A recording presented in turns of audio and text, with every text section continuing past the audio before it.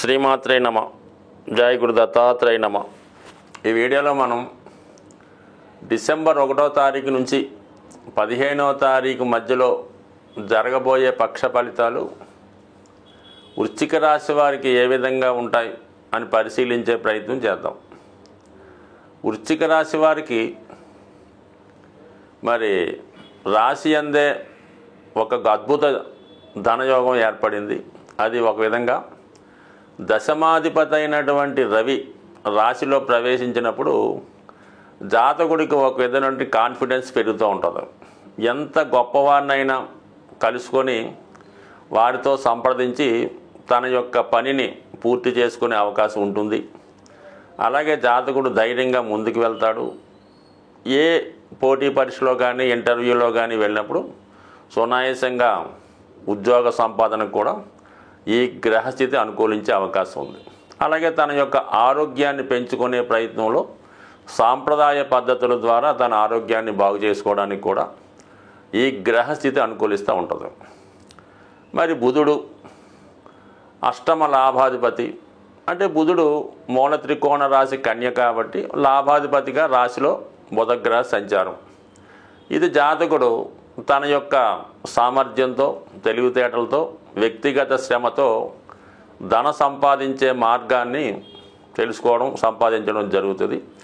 దశమాధిపతితో కలిసి ఉండడం వలన వృత్తిలో తన నైపుణ్యం ద్వారా ధనాన్ని సంపాదించే ప్రయత్నం చేస్తాడు.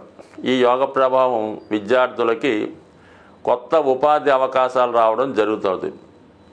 అది క్యాంపస్ సెలక్షన్ రావచ్చు, లేదా వాళ్ళకి ఏదైనా పార్ట్ టైం ఉద్యోగం రావచ్చు. అయితే ఈ గ్రహస్థితి జాతకుడికి డిసెంబర్ 12వ తారీఖు వరకు మాత్రమే ఉండడం జరుగుతుంది. డిసెంబర్ 12వ తారీఖు తర్వాత బుధుడు ప్రస్తుతం వక్రగమనంలో ఉండి విశేష బలవంతుడైనటువంటి బుధుడు రుజుమార్గంలోకి రావడం జరుగుతుంది. బట్ ఈ రవి ధనుసులోకి వెళ్తాడు, అది ఓకే. అందువల్ల 15వ తారీఖు లోపల జాతకుడు అటు విద్యా సంబంధించిన విషయాల్లో కానీ, ఉద్యోగ విషయాల్లో కానీ, వ్యాపార విషయాల్లో కానీ తన యొక్క ప్రయత్నంతో కొన్ని కొత్త మార్పులు, అభివృద్ధి జరిగే అవకాశం ఉన్నది. ఇక ముఖ్యంగా తృతీయంలో శుక్రగ్రహ సంచారం డిసెంబర్ 2వ తారీఖు నుంచి రాబోయే మన పక్షం అంతా కూడా తృతీయ స్థానంలో సంచరించడం వల్ల జాతకుడికి మరి వివాహ ప్రయత్నాలు చేస్తున్న వారికి బాగా తెలుసున్న సర్కిల్లో, ఫ్రెండ్ సర్కిల్లో, ఇరుగు పొరుగు వాళ్ళు, దగ్గర వాళ్ళు, లేదంటే మనకి కమ్యూనికేషన్ ద్వారా పరిచయం వాళ్ళ ద్వారా వివాహం జరిగే అవకాశం ఉంది. లేదంటే మీరు ప్రయాణంలో కానీ ఏదైనా ఒక వివాహ వేడుక శుభకార్యంలో పాల్గొన్నప్పుడు అక్కడ పరిచయమైనటువంటి ఒక వ్యక్తి ద్వారా మీకు వివాహం కుదరడం కానీ, అక్కడ పరిచయమైనటువంటి అమ్మాయితో వివాహం నిర్ణయం కానీ, ఫ్యూచర్లో వివాహానికి ఒక ఒప్పందం జరగడం కానీ జరిగే అవకాశం ఉంది. మొత్తం మీద మీకు ప్రయాణంలో ఒకరు పరిచయం అవుతారు, వాళ్ళతో మరి వివాహం వరకు వెళ్ళే అవకాశం కూడా ఉంటుంది. సో అది వాళ్ళ యొక్క స్థాయిని బట్టి, ఏజ్ని బట్టి ఉంటుంది. బట్ ఏదైనా కొన్ని కొత్త విషయాలు మీకు తెలుస్తాయి. ఈ ప్రయాణం ద్వారా కొంత నాలెడ్జ్ కూడా పెంచుకుంటారు. అయితే రాష్ట్రాధిపతిగా ఉన్నటువంటి ఈ కుజుడు భాగ్యస్థానంలో సంచరించడం జాతకుడికి చాలా వరకు ఏ ప్రయత్నం అన్నా కూడా అతి కష్టం మీద నెరవేరుతూ ఉంటుంది.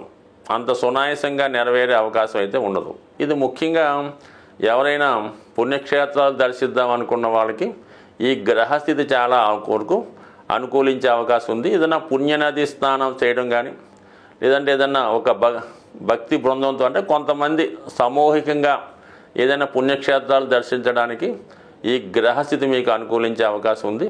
బట్ అలాగే ఆరోగ్యపరంగా కూడా అనుకూలమైన స్థితి రాశి వారికి లభిస్తుంది. అలాగే ఏంటంటే గత కొంతకాలంగా విడిపోయినటువంటి స్నేహితులు కానీ, భార్యాభర్తలు కానీ, వ్యాపార పార్ట్నర్స్ కానీ మళ్ళా తిరిగి ఏదో ఒక సందర్భంలో, ఒక పుణ్యక్షేత్రంలోనో, ఒక వివాహ వేడుకలోనో తిరిగి మళ్ళా కలుసుకొని మళ్ళీ మీ యొక్క స్నేహాన్ని, గత పరిచయాన్ని, గత ప్రేమను తిరిగి కంటిన్యూ చేసుకునే అవకాశాలు ఈ రాశి వారికి చాలా వరకు అనుకూలంగా ఉన్నాయి.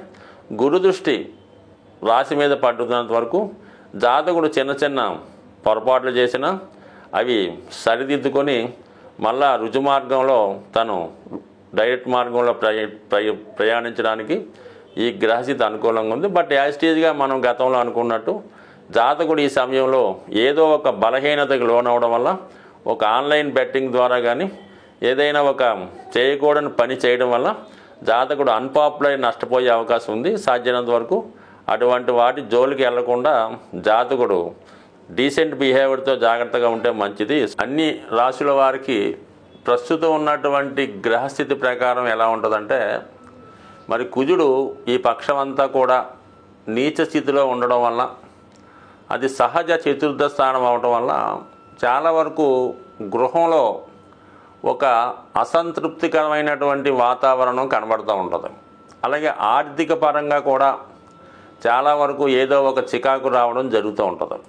ఒక స్థిరాస్తి కొందామన్నా, ఇంట్లోకి విలువైన వస్తువులు సమకూర్చాలన్నా, గోల్డ్ మొదలగు వస్తువులు కావాలన్నా కూడా ఎక్కువగా ఫైనాన్షియల్గా ఇబ్బంది పడడం జరుగుతూ ఉంది. అలాగే ఏంటంటే కుజుడు వీక్గా ఉన్నప్పుడు భార్యాభర్తల మధ్య కలహాలు, అలాగే తండ్రి కొడుకుల మధ్య విభేదాలు లాంటివి కామన్గా జరుగుతుంటాయి అన్నమాట. అంటే కోపాలు ఎక్కువ అవుతుంటాయి, చిన్నదానికి పెద్దదానికి ప్రతిదానికి విసుక్కోవడం జరుగుతూ ఉంటుంది. ఇది అన్ని రాశుల వారికి వర్తిస్తూ ఉంటుంది అన్నమాట. అంటే సహజంగా కుజుడు వీటికి కారణమవుతుంటాడు. అలాగే శుక్రుడు కుజుడు యొక్క సమసప్తక స్థితి జాతకుడు కొన్ని బలహీనతలకు లోనై ఏదో ఒక వ్యసనానికి మనీని ఎక్కువ ఖర్చు పెట్టడం జరుగుతూ ఉంటుంది. సో ఇటువంటి వాటి నుంచి బయటపడడానికి కూడా ప్రతి నెలలో కూడా ఏదో ఒక పండగ లాంటిది, ఒక ఈ దోష నివారణకి కొన్ని పుణ్య పర్వదినాలు వస్తూ జరుగుతుంటాయి.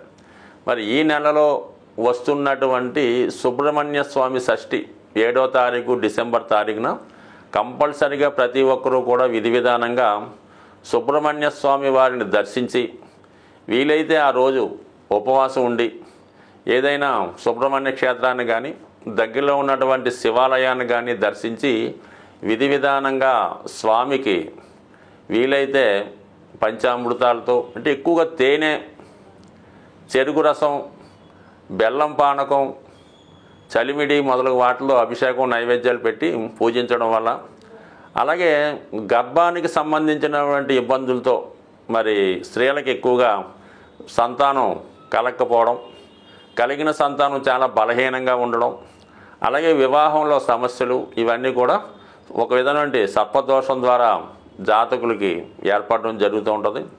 అందువలన ఏ రాశిలో జన్మించిన స్త్రీలైనా కంపల్సరీగా వివాహపరమైన సమస్యలు ఉంటే, అలాగే పిల్లలకు కలగకపోయినా, పిల్లలకి అభివృద్ధి లేకపోయినా ఈ సుబ్రహ్మణ్య షష్ఠి రోజు ఏదైనా ఒక సుబ్రహ్మణ్య క్షేత్రంలో దర్శించి విధి విధానంగా, అంటే ఏదైనా ఒక పర్వదినం రోజు పూజ చేసుకోవడం వల్ల ఆ విశేషమైన ఫలితం రావడం జరుగుతూ ఉంటుంది. ఉదాహరణకి మాస శివరాత్రి రోజు శివుడికి అభిషేకం చేసుకుంటే నెల మొత్తం మీరు అభిషేకం చేసే పుణ్యఫలం దక్కుతుంది. మహాశివరాత్రి ఒక్కరోజు శివుడికి అర్చించుకొని అభిషేకం చేస్తే సంవత్సరం మొత్తం ఫలితం వస్తుంటుంది. అలాగే సుబ్రహ్మణ్య షష్ఠి రోజు సుబ్రహ్మణ్య స్వామిని పూజించడం వల్ల కంపల్సరీగా మీకు అటు వివాహ సమస్యలు, గృహ సమస్యలు సాల్వ్ అయి సుఖ సంతోషాలతో ఉంటారని ఆశిస్తూ స్వస్తి.